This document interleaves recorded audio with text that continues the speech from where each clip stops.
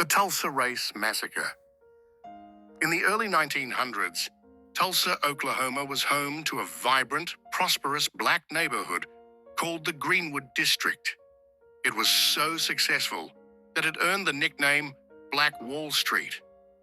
Due to strict segregation laws, black Tulsans were forced to be self-sufficient, leading to a thriving ecosystem of black-owned banks, hospitals, hotels, theaters, and more. This was a place of self-determination and generational wealth. This success, however, took place amidst an environment of intense racial animosity and white supremacy. The spark that ignited the tragedy came on May 30th, 1921. A young black man named Dick Rowland was accused of assaulting a white elevator operator.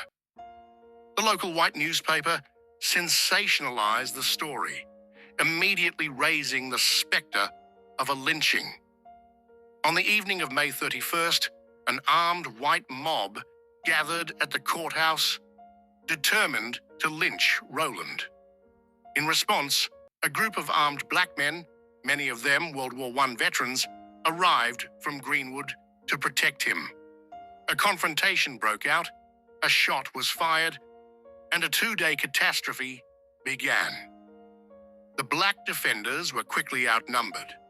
The white mob turned its full destructive attention toward the Greenwood District. Over the next 24 hours, thousands of white Tulsans, including many who had been deputized by city officials, looted, burned, and murdered. Homes, businesses, churches, and hospitals were intentionally set ablaze. Accounts confirm that private planes were even used to drop firebombs on the district from above. This was not a riot. It was a systematic, coordinated act of domestic terrorism.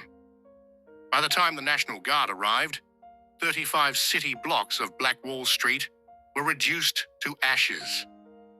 Hundreds of people, likely as many as 300, were killed, and thousands more were left homeless and interned. No one was ever punished for the destruction, and the massacre was largely erased from history books for decades. The Tulsa Race Massacre stands as a brutal and tragic lesson on the devastating cost of white supremacy and the destruction of black generational wealth in America. It is a history that must be remembered.